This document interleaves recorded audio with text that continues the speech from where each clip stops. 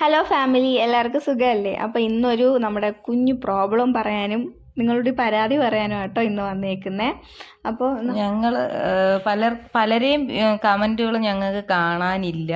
അതുപോലെ ഞങ്ങൾ പലർക്കും റിപ്ലൈ കൊടുത്താലും അവർക്ക് കിട്ടില്ല. പക്ഷേ പേഴ്സണലായിട്ട് 2-3 പേരെ എനിക്ക് വാട്സപ്പ് ഫ്രണ്ട് ഉള്ളതുകൊണ്ട് അവർ വന്ന് നേരിട്ട് ഇങ്ങനെ പറയും, ഞങ്ങൾ കമൻ്റ് ഇട്ടാലും വരുന്നില്ല. ഇപ്പം ബിന്ദു കണ്ണനായാലും അതുപോലെ സിന്ധു എന്ന് പറയുന്ന അവരൊക്കെ ആയാലും ഞാൻ കമൻ്റ് ഇടുന്ന ഇങ്ങനെ ഇറന്ന് കാണിക്കുക, ഞാൻ മറുപടി കൊടുക്കുന്നില്ല, അങ്ങനെയൊക്കെ കുറേ പരാതികൾ.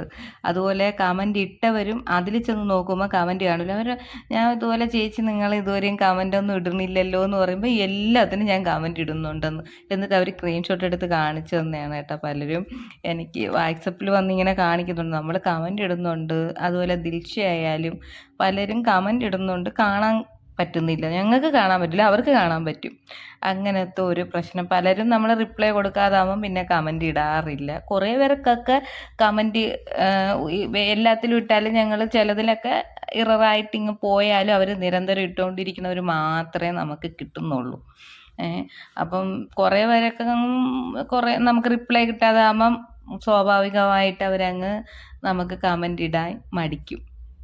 പക്ഷേ ഞാൻ എല്ലാവർക്കും കമൻ്റ് ഇടാൻ ശ്രമിക്കും. പക്ഷേ ഇറന്ന് ഇങ്ങനെ കാണിക്കുന്നത് നമ്മളെ ഗുണ്ടപ്പൻ പിന്നെ എന്തരടി ഐസ്ക്രീം കുടിക്കാൻ ഇരിക്കുന്നതാണ്. ഞങ്ങള് സെർച്ച് ചെയ്ത് നോക്കി. അപ്പോൾ പൈനാപ്പിൾ എന്തോ ഐസ്ക്രീമൊക്കെ ഇടയ്ക്കിടയ്ക്ക് അവർക്ക് ഒരു സ്നാക്ക് പോലെ കൊടുക്കാന്ന് കൊടുത്തിട്ടുണ്ടായിരുന്നു ഗൂഗിളിലൊക്കെ.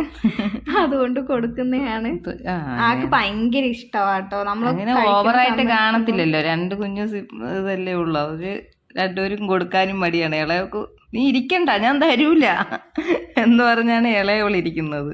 രണ്ടുപേരും അടി കൂടാനേ സമയമുള്ളൂ കേട്ടോ അവർക്ക് രണ്ടുപേർക്കും. പിന്നെ ആള് ഇങ്ങനെ വന്ന് ഇരിക്കുമ്പോൾ കൊടുക്കാതിരിക്കാനും പറ്റണില്ല. അവൻ്റെ ട്രീറ്റ് വല്ലതും ഉണ്ടോ എന്ന് നോക്കുമ്പോൾ ആ സമയത്ത് ഇവെല്ലാം കഴിച്ച് തീർത്തിട്ടും ഉണ്ടാവും. വീണ്ടും ഇതുപോലെ എത്ര മണിക്കൂർ വേണമെങ്കിലും അവ അവിടെ ഇരുന്നോളൂ, അവന് ഇഷ്ടമുള്ള കാര്യമാണെങ്കിൽ. അവ വന്ന് ചോദിക്കുകയോ ഒന്നുമില്ല, ജസ്റ്റ് ഇങ്ങനെ വന്ന് ഇരിക്കും. ഇരിക്കുമ്പോൾ തന്നെ നമുക്ക് പാവം തോന്നും കേട്ടോ. എപ്പോഴും ഇങ്ങനെ വന്ന് ഇരിക്കും. വന്ന് ചോദിക്കുകയോ തട്ടയോ അല്ലെങ്കിൽ താ എന്നൊക്കെ ചോദിച്ചല്ലേ നമുക്ക് ഇല്ല തരൂല പോ എന്ന് പറയാൻ പറ്റൂ. പക്ഷെ ഇവ ഇങ്ങനെ വന്ന് ഇരിക്കുമ്പം കുറച്ചു നേരം കഴിയുമ്പോഴും ഈ നോട്ടവും ഇരിക്കും. എത്ര നേരം ഒരു എന്നിട്ട് പിന്നെ അവള് ഗൂഗിളിലൊക്കെ പോയിട്ട് വല്ലപ്പോഴും ഒരു ഇച്ചിരി കൊടുക്കാമാ എന്ന് പറഞ്ഞിട്ടാണ് ഇപ്പം ഇച്ചിരി കൊടുത്തത്. അതിന് 2 ഉള്ളൂ, രണ്ടുപേരും കൂടി ഇങ്ങനെ കഴിക്കാണ്. നല്ല ചൂടുണ്ടായിരുന്ന സമയം നമ്മൾ ഒരു ഐസ്ക്രീം കുടിക്കാൻ വേണ്ടി ഇങ്ങനെ ഇരിക്കുമ്പോൾ ദാ ഈ 2 കുഞ്ഞു പാവക്കണ്ണും വെച്ച് ഒരുത്ത ഇങ്ങനെ നോക്കിക്കൊണ്ടിരിക്കുന്നത്. എങ്ങനെ കൊടുക്കാതിരിക്കും? അവൻ ചൂടെടുക്കൂലെന്ന് വിചാരിച്ച് പാവം നമ്മള് അടുത്ത ഒരുത്തി കാണിച്ചു തരാവേ. ഇവ ഇങ്ങനെയൊക്കെ ആണെങ്കിലും നമ്മളെ വീട്ടിൽ നിന്ന് ഞായറാഴ്ചയായിട്ട് ബീഫ് മേടിച്ചു. എന്നിട്ട് പോലും അവ അതൊന്നും കഴിക്കാൻ വരുന്നില്ല. പക്ഷെ അവൻ ഇതുപോലത്തെ കുഞ്ഞു കുഞ്ഞു പലഹാരങ്ങൾ ഭയങ്കര ഇഷ്ടമാണ്.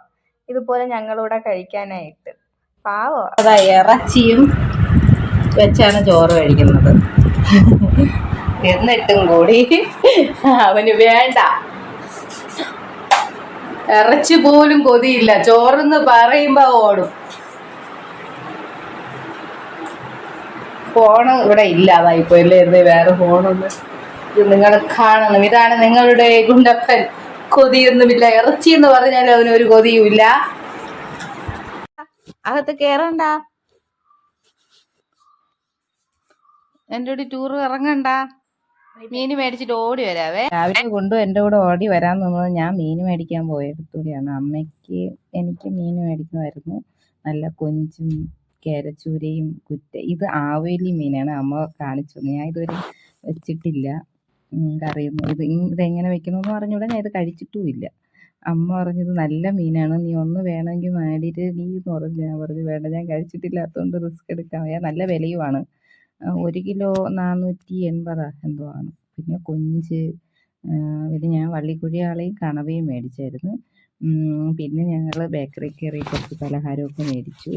അത് കഴിഞ്ഞ് ഞാൻ ഗുണ്ടുവിനെയും കൊണ്ട് അമ്മയുടെ വീട്ടിൽ പോയി.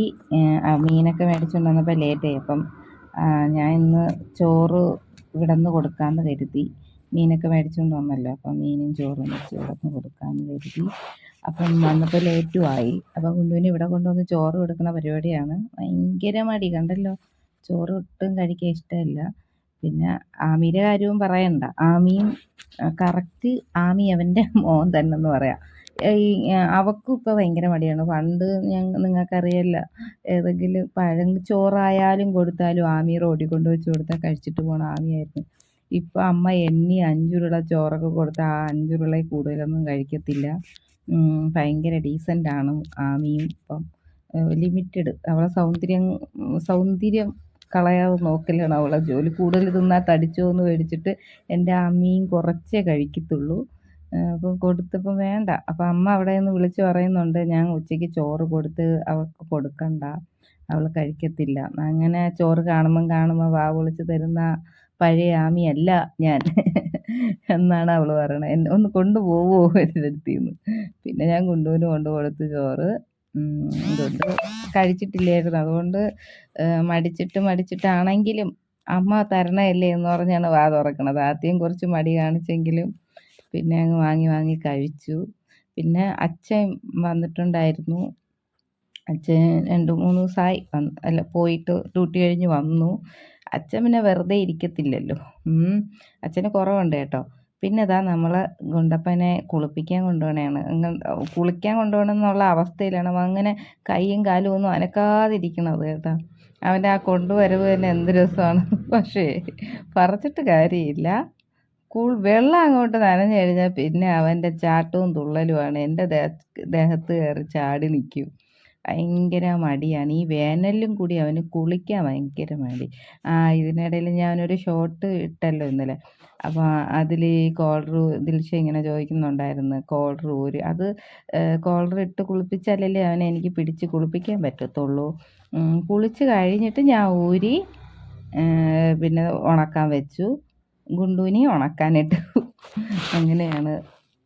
പിന്നെ എൻ്റെ തട്ടിപ്പറിക്കലും ബഹളവും ഒക്കെ ഉണ്ട്. എന്നും ഇത് തന്നെ. അവനൊരു മാറ്റം. കഴിക്കാനും കുളിക്കാനും ഈ ലോകത്ത് മടിയുള്ള വേറൊരു കുഞ്ഞ് വേറെ കാണത്തില്ല. ഓരോ കുട്ടികൾ കുളിക്കണം നമ്മൾ വല്ലാതെ വീഡിയോയിലൊക്കെ കാണണം, മിണ്ടാതെ നിന്ന് കൊടുക്കുക. അവൻ ഓട്ടം തന്നെ. എനിക്കാണെങ്കിൽ നല്ല പേടിയും ഉണ്ട്. ചെവിയിൽ വെള്ളം വീഴും. ഒരിക്കലും അനങ്ങാതെ നിൽക്കത്തില്ലല്ലോ. ഞാൻ പിടിച്ചു വെച്ചിരുന്നാലും ചെവിയൊക്കെ ഇങ്ങനെ മറച്ച് വെച്ച് ഒഴിച്ചാലും അവൻ തട്ടിപ്പറിച്ചുകൊണ്ട് ഓടും കേട്ടോ. ഭയങ്കര കുളിമടിയനും കുളി നാറിയും ഒക്കെയാണ്. പക്ഷേ ആഴ്ചയിൽ 2 ദിവസം ഞാൻ കുളിപ്പിക്കും. വീട്ടിൽ തന്നെ. ഇപ്പം വലുതായിട്ട് അഴുക്കും പൊടിയൊന്നും ഇല്ല. അവന് വേർപ്പ് നാറ്റം അങ്ങനെയൊന്നും ഇല്ല. പക്ഷെ മഴ സമയത്തൊക്കെയാണ് കുറച്ചുകൂടി മുഷിട് വരുന്നതെന്ന് തോന്നുന്നു. ഇപ്പോൾ വലിയ കുഴപ്പമില്ല. എങ്കിലും ഞാൻ ആഴ്ചയിൽ 2 ദിവസം കുളിപ്പിക്കും. കാരണം ഇപ്പോൾ ചൂട് സമയമല്ലേ, അപ്പോൾ കുളിപ്പിച്ചില്ലെങ്കിൽ ശരിയാവില്ല. അങ്ങനെ വെള്ളം കുടിക്കാനും മടിയാണ്. പക്ഷെ ഞങ്ങൾ എവിടെയെങ്കിലും നടക്കാനൊക്കെ പോയിട്ട് വന്നാൽ ഞാൻ വെള്ളം കാണിച്ചു കൊടുത്ത് ഓടി വന്ന് കുടിക്കും. അല്ലാതെ ചോറ് ആഹാരമോ കൊടുത്തിട്ട് വെള്ളം കൊടുത്താൽ കുടിക്കാൻ ഭയങ്കര മടി. നടക്കാൻ പോയിട്ട് വന്നാൽ ഓക്കെ. പിന്നെ ഇവൻ നിൽക്കുന്നതാണ് കേട്ടോ. ഇങ്ങനെയെങ്കിൽ ഇങ്ങനെ വയറിൻ്റെ ഭാഗത്തെങ്കിലും കുറച്ച് വെള്ളം നനയിട്ടു. അവൻ ചാടി ഇങ്ങനെ എൻ്റെ ദേഹത്ത് ചവിട്ടി നിൽക്കുന്നതാണ്. ഇതിനിടയിൽ പല പ്രാവശ്യം തൊടലിലും കയ്യിൽ നിന്ന് വിട്ടു ചാടിയോ വീടിനകത്തോട്ടൊക്കെ പോയി അവിടെ എല്ലാം തെറിപ്പിച്ചിട്ടിട്ട് വന്നു. വെള്ളവും നനച്ചിട്ടിട്ടൊക്കെ വന്നു. ഇപ്പം എന്താ കൊക്ക് പോലെ ആയിട്ടുണ്ട്. ഉള്ള മുടിയെല്ലാം ഒതുങ്ങിയപ്പോൾ. ഒരു മണിക്കൂർ വേണം ഇവനെ പിടിച്ചു നിർത്തി കുളിപ്പിക്കാനും വറക്കാനും ഒക്കെ. പിന്നെ സോപ്പ് തേക്കൽ പരിപാടിയാണ്. സോപ്പ് തേക്കാൻ കുഴപ്പമില്ല, അവൻ നിന്ന് തരും. സോപ്പ് തേക്കണത് കൊണ്ട് വലിയ കുഴപ്പമില്ല. പിന്നെ എന്നാലും എല്ലാം നമ്മൾ തേച്ച് കഴുകി വൃത്തിയാക്കി പിന്നെ ഇവിടെ കൊണ്ടുവന്ന് ഇരിക്കാം. ഇത് മാത്രം അവന് കുളി കഴിഞ്ഞ ഉടനെ ഓടൂല കേട്ടോ. അല്ലെങ്കിൽ നേരെ മുറിക്കകത്തോട്ടൊന്നും ഓടൂല. ഭയങ്കര ഇഷ്ടമാണ് അവന് തല തോർത്താൻ. അവനറിയാം ഓടി വന്ന് ഇവിടെ ഇരിയടാന്ന് പറയുമ്പോൾ ഞാൻ ഒരു ഹീറ്റും എടുത്തിട്ടിട്ട് അവിടെ ഇരിക്കും. അപ്പം വെള്ളം കുറേയൊക്കെ അതിലും പിടിക്കും. പിന്നെ തോർത്തി കൊടുക്കും.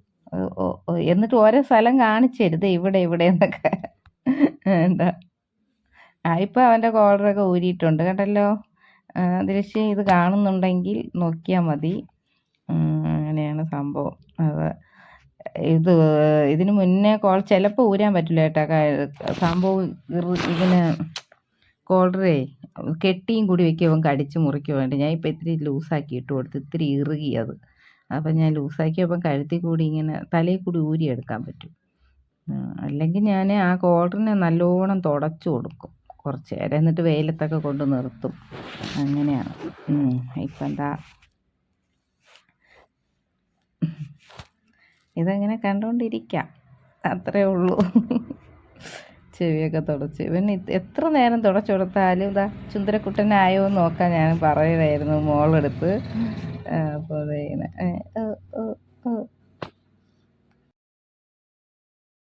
പിന്നെ നന്നായിട്ട് തലയൊക്കെ തോർത്തി കൊടുത്തിട്ട് പിന്നെ ഞാൻ വിചാരിച്ചു നല്ല ചൂടുള്ള വെയിൽ, ഞാൻ വെളിയിലോട്ട് എന്തിനും ഇറങ്ങിയപ്പോൾ നല്ല വെയിലും നല്ല ചൂടും ഉണ്ട്. പിന്നെ ഞാൻ വിചാരിച്ചു പിന്നെ 5 മിനിറ്റ് വെയിലൊന്ന് കൊള്ളിക്കാം.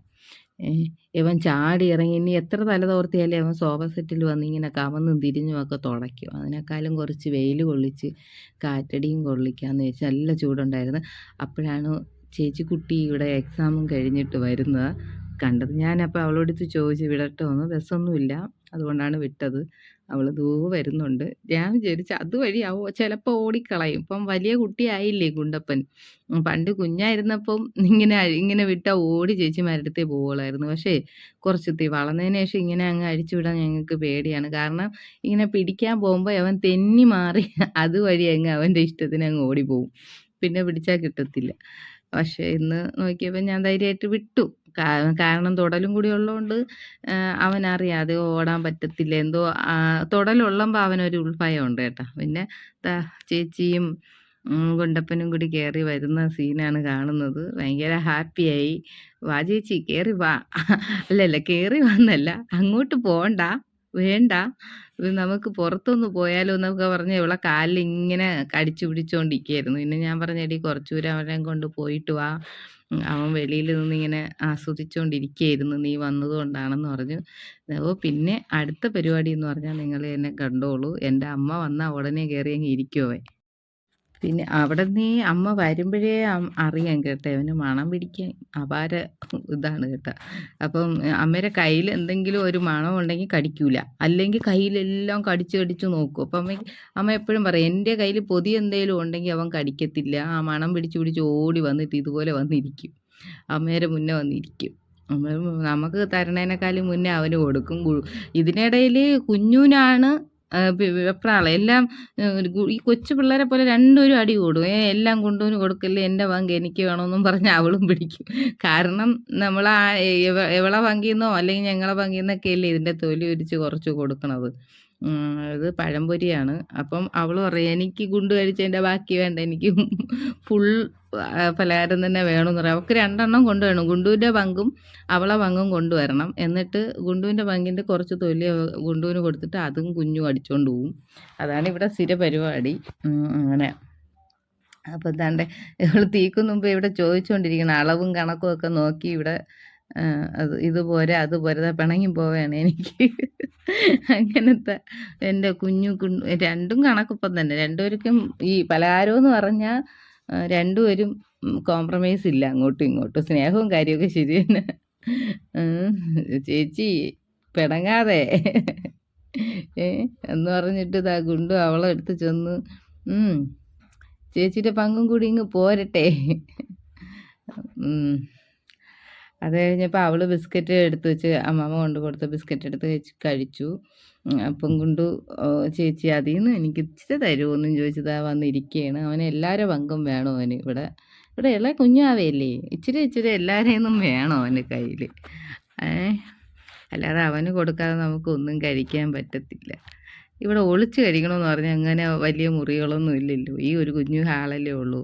ഇതിവിടെ വന്നിരുന്ന് കഴിക്കുമ്പോൾ ദയവ ഇങ്ങനെ ഇരുന്നാൽ എങ്ങനെയാണ് കൊടുക്കാതിരിക്കുന്നത് എന്നും പറഞ്ഞാൽ നമുക്കറിയാം. എന്നും അല്ലല്ലോ, വല്ലപ്പോഴൊക്കെ അതിൻ്റേതായ ഒരു ലിമിറ്റിൽ തന്നെ കൊടുക്കുള്ളൂ, അല്ലാതെ ഓവറായിട്ടൊന്നും കൊടുക്കത്തില്ല. പിന്നെ കുറേ നാളുകൾക്ക് ശേഷമാണ് ഈ ബിസ്ക്കറ്റ് വാങ്ങിക്കണത്. അപ്പം അത് കഴിഞ്ഞിട്ട് വൈകുന്നേരം ആയപ്പോഴേ എന്നെ ഇങ്ങനെ വിളിക്കുകയാണ്, വാ ഒരു സമയമാകുമ്പോൾ അവനറിയാം നമുക്ക് പോവാം, പുറത്ത് പോകാൻ വേണ്ടിയുള്ള വിളിയാണ്. എന്നെങ്കിൽ ഇങ്ങനെ വന്ന് ഞാൻ എവിടെ ഇരുന്നാലും ശരി ഇങ്ങനെ കൈ കടിച്ച് ഇറങ്ങണ കണ്ട അവൻ കൈ കടിച്ച് പിടിച്ച് വലിച്ചിറങ്ങും. കൈ അങ്ങ് വിട്ടുപോകുമ്പോൾ വീണ്ടും പിടിക്കും. വായോ പുറത്ത് കൊണ്ടുപോകും. രാത്രിയാണ് കേട്ടോ. അങ്ങനെ നൈറ്റ് അവന് ഒരു ഇങ്ങനെ പോകണം. അപ്പം ചേട്ടൻ ഇവിടെ ഇരിക്കുന്നതുകൊണ്ട് ചേട്ടൻ കൊണ്ടുപോകില്ലെന്ന് മനസ്സിലായാൽ പിന്നെ എൻ്റെ അടുത്ത് വരും. ആദ്യം കുറച്ച് നേരം ചേട്ടൻ്റെ അടുത്ത് പോയി, ഞാൻ പോയില്ല കേട്ടോ. അവന് അപ്പോൾ ഇതൊക്കെയാണ് ഞങ്ങളുടെ കുഞ്ഞു കുഞ്ഞു വിശേഷങ്ങളും പരാതികളും പരിഭവങ്ങളും ഒക്കെ. അപ്പം മാക്സിമം ഇനിയും വീഡിയോക്ക് കമന്റ് വന്നില്ല എന്ന് വിചാരിച്ച് കമന്റ് ഇടാൻ നിൽക്കരുത്. റിപ്ലൈ തന്നില്ലെന്ന് പറഞ്ഞായാലും ഞങ്ങൾ സത്യം പറഞ്ഞാൽ നമ്മുടെ മാക്സിമം എല്ലാവർക്കും റിപ്ലൈ കൊടുക്കാറുണ്ട്. കുറച്ച് കമന്റിലേ ഞങ്ങൾക്ക് വരാറുള്ളൂ, അതുകൊണ്ട് എല്ലാത്തിനും ഞാൻ മാക്സിമം റിപ്ലൈ കൊടുക്കാറുണ്ട്. പക്ഷെ ഇങ്ങനെ ഇറന്ന് കാണിച്ച് നിങ്ങൾക്ക് റിപ്ലൈ വരുന്നില്ല. പലരെയും കമന്റുകളും എനിക്ക് കാണാൻ പറ്റുന്നില്ല, പക്ഷെ നിങ്ങൾക്ക് ചിലപ്പം കാണാൻ പറ്റുമായിരിക്കും. ദിൽഷയൊക്കെ പറഞ്ഞിരുന്നുണ്ടായിരുന്നു ഞാൻ ഡെയിലി കമന്റ് ഇടുന്നുണ്ട്, ബിന്ദു കണ്ണൻ പറയുന്നുണ്ട് ഡെയിലി കമന്റ് ഇടുന്നു എന്ന്. എന്നാലും നമ്മളിവർക്ക് നേരിട്ട് അറിയാമെന്നുള്ളത് കൊണ്ട് മാത്രമാണ് നമുക്ക് അറിയാമെന്നുള്ളത്.